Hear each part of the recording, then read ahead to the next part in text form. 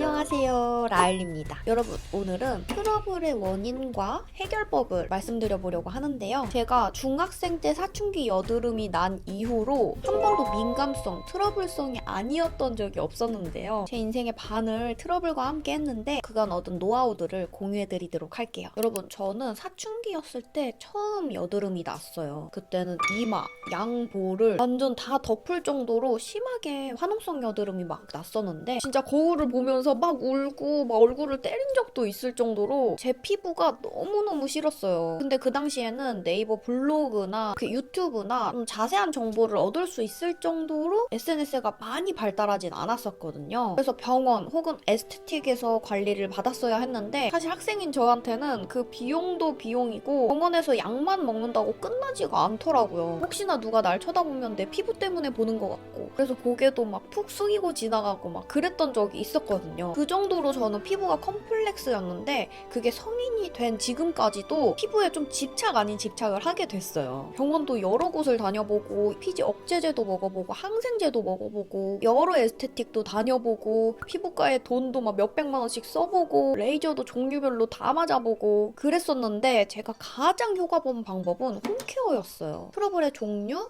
원인, 해결 방법만 알고 있어도 꼭 의학적 도움을 받아야 되는 그런 피부 타입이 아닌 이상 홈케어로도 충분히 좋아질 수 있으니까 이런저런 방법을 했는데도 잘 모르겠다 하시는 분들은 쿨하게 잡는 심정으로라도 저랑 같이 트러블을 박멸을 시키자고요. 인생의 반 이상을 민감성, 트러블성으로 살아온 제 지식과 노하우들을 여러분들께 꼼꼼히 알려드리도록 할게요. 그리고 여러분, 가장 중요한 건 저는 의사가 아닙니다. 의학적인 도움이 필요하신 분들은 꼭 병원에 가서 제대로 된 진단과 처방을 받으시길 바랄게요. 가장 중요한 기본 수칙을 말씀을 드릴게요. 첫 번째, 충분한 수면입니다. 사실 수면만큼 건강에 좋은 게 없죠. 적정한 수면 시간이 못 미쳤는데 그 상태로 계속 유지가 되면 없던 트러블도 날 정도로 면역력도 떨어지고 컨디션도 안 좋아지고 염증 반응도 심해집니다. 그리고 두 번째, 식습관을 개선을 해주시는 건데요. 사실 저도 이거는 정말 평생 지키기는 힘들다고 생각을 해요. 정제된 탄수화물, 밀가루가 많이 들어간 음식이겠죠. 대표적으로 빵 같은 거. 제가 빵순이라서 이거는 정말 저도 힘든 부분인데 근데 이거를 매일같이 먹는 사람과 가끔씩 며칠에 한 번씩 먹는 사람은 확실히 다르겠죠. 아예 끊으라고 말씀은 저도 못 드리겠어요. 완전 끊지는 못하고 있기 때문에. 그래도 내 건강, 내 피부를 위한다면 빈도수를 조금 줄이시면 더 좋은 결과를 만들 수 있고요. 그리고 세 번째, 위생에 관련된 건데요. 왜 옛날에 어른들이 막 여드름이 난 그런 사람들 보면 세수 제대로 안 했네 이런 상처되는 말 하시는 분들 있잖아요. 근데 그게 또 막 따지고 보면 무조건 세수를 안 하면 난다 이건 아니지만 위생 자체는 굉장히 중요합니다. 우리가 일상생활에서 먼지가 많은 환경을 갖거나 베개 커버를 유난히 세탁을 안 하신다든지 씻지 않은 손으로 얼굴을 무의식 중에 만진다든지 그런 부분들이 트러블을 유발할 가능성은 있다는 점. 그리고 마지막으로 클렌징 부분입니다. 요거는 좀 이따가도 말씀을 드리겠지만 선크림, 톤업 크림, 베이스 메이크업 등등 이런 제품들을 사용을 한 날에는 꼭 꼼꼼히 클렌징을 해주는 게 중요합니다. 그렇지 않으면 트러블을 유발할 수 있는 가능성이 아주 높아지거든요.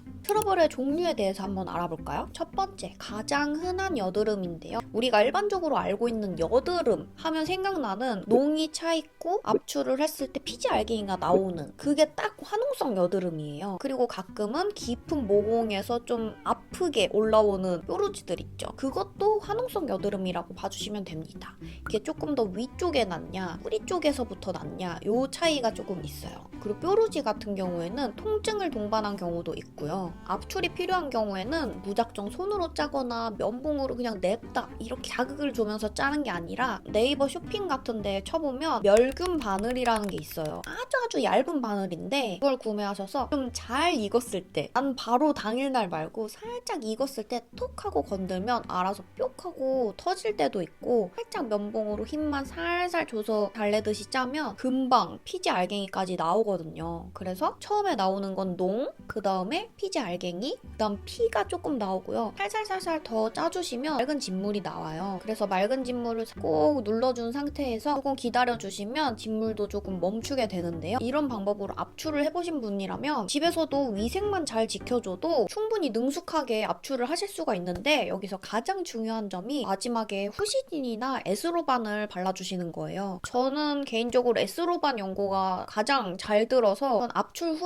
에스로반을 면봉에 묻혀서 살짝 발라주고 잠에 드는데요. 이게 어쨌든 상처를 내서 압출을 한 거고 여드름 자체가 염증에 관련된 거기 때문에 이런 항생제 연고를 소량 사용해 주시는 게 2차 감염 방지에 효과적입니다. 그리고 딱히 압출이 필요한 경우가 아니라면 어성초나 병풀 이런 성분이 들은 제품들로 기초를 해주시는 것도 너무너무 좋은 방법이에요. 이 어성초, 병풀 이런 성분들이 항염 효과도 있고 진정 효과도 있고 전체적으로 이런 성분들이 주가 돼 있는 그런 기초들을 발라서 평소에 관리를 해주시면 훨씬 진정에 좋겠죠. 그리고 두 번째는 좁쌀 여드름입니다.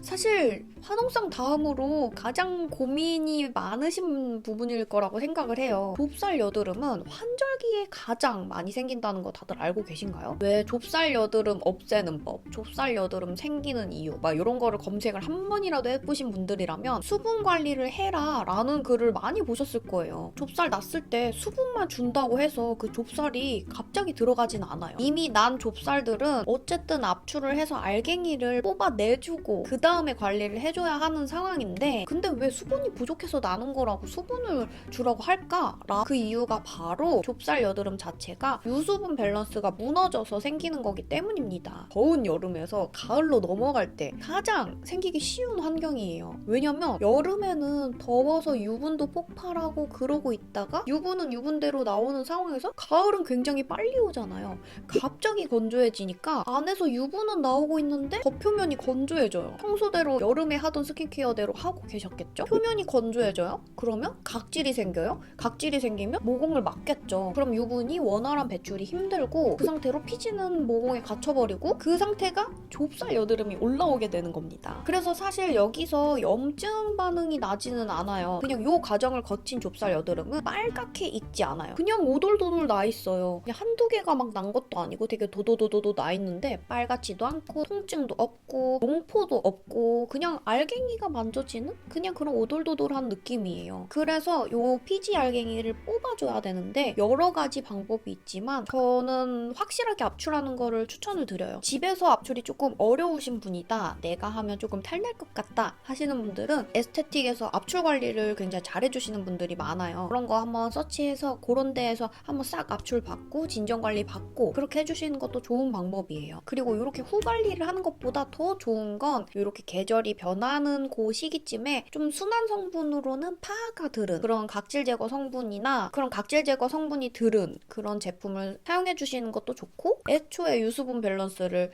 잘 맞춰주시는 것도 너무너무 중요합니다. 제품들을 추천해 드리고 싶은데 이거는 내용이 너무 길어질 것 같아서 제가 추천한 제품들은 영상을 따로 찍을 예정이니까요. 그 영상을 참고해 주시면 감사하겠습니다. 그리고 세 번째는 모낭염입니다. 모낭염, 좁쌀 여드름, 피부염 요렇게 세 가지를 굉장히 많이 혼동하실 것 같아요. 좀 자극적인 안 맞는 성분을 사용을 했을 때 모낭염이 되게 자주 올라오는데요. 모낭염은 정말 좁쌀 여드름 많은데 그 오돌도돌한 부분에 농포가 살짝 차 있는 정도? 농포가 없이 그냥 빨갛게만 올라오는 경우도 있고요. 작은 부위에 좀 여러 개가 몰려서 나는 경우도 많은데요. 그게 관리가 좀 잘 안 되면 도도도도 번지기도 정말 쉬운 게 모낭염이에요. 피부에 자극이 되는 성분을 사용을 했을 때, 그리고 무의식적으로 제가 코를 좀 많이 긁어요. 뭐 지저분한 손으로 만지작거렸던 그런 부분들, 그리고 남자분들 같은 경우에는 면도기가 좀 위생적으로 관리가 안 되는 경우에도 팔날에 상처가 나면서 그런 부분에 잘 생기기도 하고요. 간혹 한두 개가 나기도 하지만 대부분은 조금 시간이 지나면 도도도도 번지는 경향이 좀 있습니다. 통증은 딱히 없고 초반에 금방 잡아줘야 번지지도 않고 금방 가라앉는데요. 저는 이 모낭염 때문에 약 복용도 막 여러 가지 해봤는데 항생제를 처방을 많이 해주세요. 근데 항생제 처방 받아도 그닥 효과가 없더라고요. 그래서 제가 가장 효과 본 방법은 직접적으로 에스로반을 바르는 건데요. 사람마다 조금 맞고 안 맞고가 다를 수가 있는데 제가 모낭염의 효과를 가장 많이 본 연고는 에스로반이었어요. 같은 항생제 연고라고 후시딘도 발라봤는데 저는 에스로반이 금방 잘 들더라고요. 세안을 먼저 하고 에스로반을 살짝 면봉으로 발라주고 그 다음에 그 부분을 피해서 기초 제품들을 발라주시면 됩니다. 그리고 마지막으로 조금 헷갈리실 수도 있는 게 지루성 피부염인데요. 지루성 피부염은 이게 조금 구분이 어려우실 수도 있어요. 좀 지루성 피부염은 유분이 좀 과도하게 있으신 분들께 많이 생기는 피부염이에요. 대부분 제가 본 지루성 피부염이 심하신 분들은 볼 쪽에 많이 나는데요. 넓은 범위로 많이 나기도 하고요. 일반적인 유분이 아니라 좀 과도한 유분으로 인해서 그 과도한 유분이 좀 어느 정도 지속이 되면 지루성 피부염 상태로 진행이 되더라고요. 저는 두피 쪽이 좀 그런 편인데 가끔 머리를 좀 늦게 감았을 때 조금 그런 경향이 있어서 금방금방 감아주려고 노력을 하는데요. 모낭염이랑 좀 다른 부분이 모낭염도 살짝 간지러울 때가 있기는 해요. 근데 지루성 피부염은 확연히 간지럽다는 느낌이 들면서 간질 따끔 막 그런 느낌, 막 따끔따끔 이런 느낌은 아닌데 따끔따끔 이렇게 신경 쓰이는 그런 느낌이 들고, 그리고 육안으로 봤을 때는 전체적으로 살짝 얼룩덜룩 붉은기가 있으면서 이렇게 빨간색 콩콩콩콩 모낭염처럼 나는 그런 게 동반이 되더라고요. 요거는 저는 병원에 가서 치료를 받는 게 우선이라고 생각을 하고 그 다음에 홈케어로 유지를 해주는 게 좋은 방법이라고 생각을 합니다. 트러블 종류와 대처법도 잠깐 말씀을 드렸는데 트러블이 생기는 원인에 대해서도 말씀을 드려볼 거예요. 첫 번째, 체질과 호르몬입니다. 사실 제가 인트로에서도 말씀을 드렸지만 저는 사춘기 여드름이 굉장히 심한 타입이었어요. 그래서 이 영상을 보시는 분들 중에 사춘기 여드름으로 좀 고민을 하시는 분들도 계실 거라고 생각을 하는데요. 사실 사춘기에 나타나는 여드름은 어떻게 보면 자연스러운 현상이에요. 호르몬의 변화가 생기다 보니까 생기는 그런 트러블인 건데 성장기에 자연스럽게 나타나는 거다 보니까 예방을 하는 건 조금 힘든 거죠. 병원에서 피지 억제제를 처방을 받아서 복용하는 경우도 있지만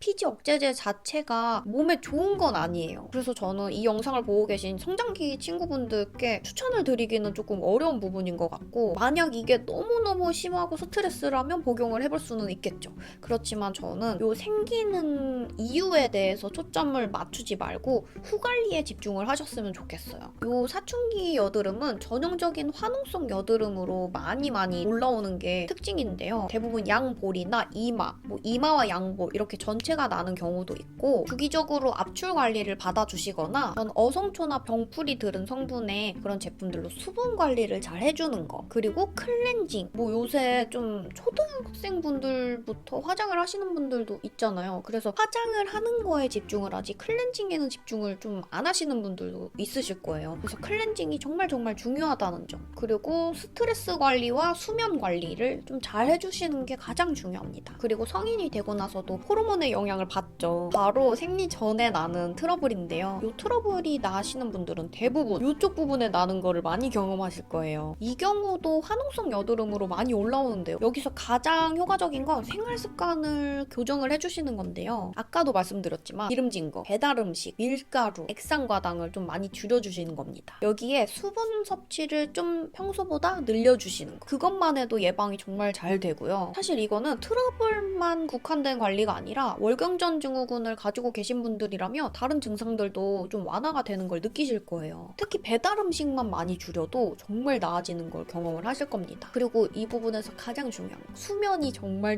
중요합니다. 두 번째는 성분 자극입니다. 성분에 의한 자극으로 올라오는 트러블인데요. 모든 사람들이 모든 성분이 다 잘 맞진 않겠죠. 그래서 어떤 성분이 나한테 안 맞는가를 찾으시는 게 중요해요. 트러블이 나는데 뭐 때문인지 전혀 모르겠다 하시는 분들은 제가 찾는 법을 대략적으로 알려드려 볼게요. 일단 제품군을 3가지로 나눠서 말씀을 드려볼 건데요. 첫 번째는 오일 타입 클렌저, 밤 타입 클렌저, 이런 제품들입니다. 오일이나 밤 타입 클렌저가 무조건 트러블을 일으키는 건 아니에요. 그 제품들 중에 특정 성분이 안 맞거나 클렌저의 사용 방법이 잘못됐거나, 오일 같은 경우에는 2차 세안이 필요한 오일도 있는데 그런 오일을 사용했는데 2차 세안을 안 했거나 이런 이유들이 있는데 이 제품들은 사용 방법 이것만 잘 숙지해주셔도 메이크업도 지우고 각질 제거도 하고 유분 제거까지 해주는 효과적인 제품인데요. 뭐 클렌징 오일 성분이 한두 개도 아닌데 이걸 찾는 게 번거롭다 하시는 분들은 클렌징 워터를 정말 강추드리고요. 혹은 자극적이지 않은 세안제로 2차 세안을 하시는 걸 추천을 드릴게요. 그리고 두 번째 제품군은 선크림과 토너 크림입니다. 선크림은 항상 발라야 하는 제품 중에 하나죠. 근데 민감성, 트러블성 피부에는 이 선크림이 트러블을 유발할 수 있다는 거 아시나요? 또 여기서 짚고 넘어가야 할 점은 모든 선크림과 모든 토너 크림이 트러블을 유발하는 건 아닙니다. 선크림은 유기자차, 무기자차가 나뉘어져 있어요. 쉽게 설명을 드려보자면 유기자차는 화학적인 성분을 이용해서 자외선을 흡수하고 열로 방출을 해내는 그런 제품이고요. 그래서 외출 30분 전에 선크림 바르라고 하잖아요. 요 유기자차는 화학적으로 배출을 하는 거기 때문에 준비 시간이 필요합니다. 그리고 무기자차는 물리적 방법이에요. 예를 들면 우리 얼굴 위에 막을 하나 씌우는 거죠. 우리 피부에 햇빛 가리개를 씌워서 직접적으로 자외선을 차단을 하는 거예요. 그래서 무기자차 같은 경우에는 바르자마자 자외선 차단이 되는 장점이 있죠. 흔히 우리가 접하는 선크림 중에 촉촉하고 유분도 어느 정도 있는 그런 제품이다 하는 제품들이 대부분 유기자차일 가능성이 높고요. 좀 백탁이 있다, 이렇게 좀 긁어내보면 흰 색깔이 좀 묻어 나온다, 그런 것들이 대부분 무기자차인 제품들이 많습니다. 이건 대충 알겠는데 그 선크림이 뭐가 문제냐. 자, 유기자차는요 여러분, 화학적인 방법을 사용하다 보니까 어쩔 수 없이 성분 자체가 민감성인 우리 피부에는 살짝 자극이 될 수밖에 없어요. 무기자차는요 화학적 자극은 없지만 물리적으로 자외선을 차단하다 보니까 이 방패막을 해주는 성분이 클렌징을 잘 안 해줄 경우에 모공을 막아서 트러블을 유발할 수가 있습니다. 그래서 무기자차 같은 경우에 클렌징을 잘 해주시는 게 정말 중요해요. 이렇게 말씀드리는 이유가 유기자차, 무기자차 뭐 이렇게 트러블 저렇게 트러블에 집중을 해서 말씀을 드리고 싶은 게 아니라 요 유기자차의 화학적 성분들이 이렇게 민감하게 반응하지 않는 피부 타입도 굉장히 많고, 요 무기자차의 방패막을 해주는 요 물리적 성분들이 굳이 모공을 막지 않는 그런 분들도, 그런 피부 타입도 있어요. 나에게 더 잘 맞는 성분을 찾아서 사용을 해주시는 게 베스트라고 말씀을 드려보는 겁니다. 그리고 토너 크림도 같이 말씀드린 이유는 대부분의 토너 크림들이 요 무기자차 제품에서 살짝 색감을 넣었거나 하는 그런 제품들이 굉장히 많더라고요. 그래서 요 선크림 설명과 좀 비슷한 부분이 많아서 이것도 참고해주시면 좋을 것 같아서 이렇게 말씀을 드려봤고요. 그리고 마지막으로 파운데이션이나 쿠션 파운데이션입니다. 앞에 두 가지 제품군에서도 문제가 딱히 없었다, 근데 나는 트러블이 대체 어떻게 나는 건지 모르겠다 하시는 분들은 이 베이스 제품들을 한번 의심해 볼 필요가 있습니다. 이 역시 좀 모공을 막는 성분이 들어가 있을 경우가 많은데요. 요새는 파운데이션도 성분이 좀 좋아진 제품들이 많이 나왔는데 요거는 어떤 성분을 고르기가 굉장히 어려워서 저는 화해 어플을 좀 참고를 많이 하는 편인데 거기에서 모공 마금이라고 돼 있는 성분들이 좀 여러 가지가 있어요. 그 성분이나 고농도 피부 자극, 요렇게 피부 자극이라는 성분, 요런 성분이 들어갔다고 무조건 그렇게 반응을 하는 건 아니에요. 저희가 민감성, 트러블성 피부이기 때문에 반응을 하는 거지 원래는 이게 그냥 들어가는 게 아니라 어떠한 목적이 있어서 넣는 성분이기 때문에 이 성분 자체가 나쁜 성분은 아니라는 거 알아주셨으면 좋겠고, 근데 내가 사용하는 파운데이션이나 쿠션 파운데이션이 성분이 또 괜찮아, 그러면은 이유가 뭘까 싶으실 거예요. 그런 경우에는 클렌징이 잘 안 된 경우일 수도 있습니다. 대부분 단독으로 클렌징 폼을 사용하실 때 나타나는 문제이기도 한데, 클렌징 폼을 사용하고서도 패드로 닦았을 때 어느 정도 탈색이 묻어나온다 하시는 분들은 클렌징 방법과 클렌저를 바꾸시는 것도 추천을 드릴 수 있을 것 같아요. 저 같은 경우에는 그냥 순한 클렌징 폼에 실리콘 어플리케이터를 사용을 해서 클렌징을 해주는데 베이스 메이크업 했을 때 그게 가장 베스트긴 하더라고요. 그리고 다음 원인은 클렌징입니다. 요거는 방금 앞에 말씀드린 거랑 조금 겹치는 부분들이 있을 수도 있는데, 기본적으로 선크림과 베이스 메이크업을 한 날에는 클렌징이 너무 중요해요, 여러분. 앞에 말씀드렸던 것처럼 베이스 메이크업과 선 제품들,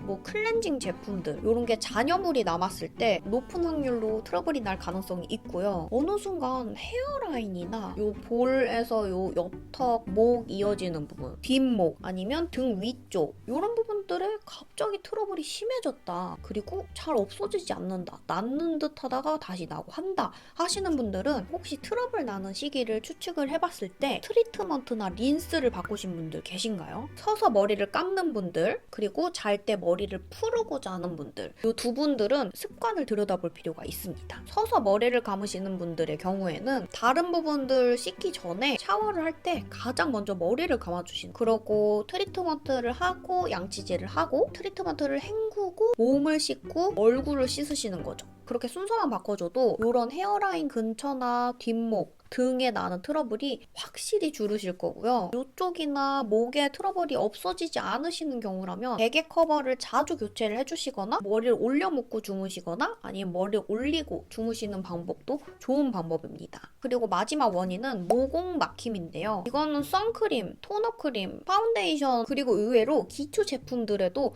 모공을 막는 성분이 들어가 있는 제품들이 많아요. 그냥 쉽게 고르겠다 하면 논코메도제닉 테스트를 통과한 제품들을 추천을 드리고요. 저는 기초 제품 고를 때 조금 피하는 성분이 있는데 스테아릭 애시드랑 쉐어버터, 시어버터라고 부르기도 하죠. 이 두 성분이에요. 사실 이 쉐어버터에 스테아릭 애시드가 포함되어 있는 그런 성분이기도 한데요. 이 성분이 나쁜 게 절대 아니에요, 여러분. 제가 안 맞을 뿐이에요. 저는 이 두 성분이 조금 성분이 좀 과도하게 들어있거나 제 기준 과도하게 들어있거나 하면 저는 사용감이 너무 만족스럽지만 제 모공은 막혀서 트러블이 나는 그런 경우가 있습니다.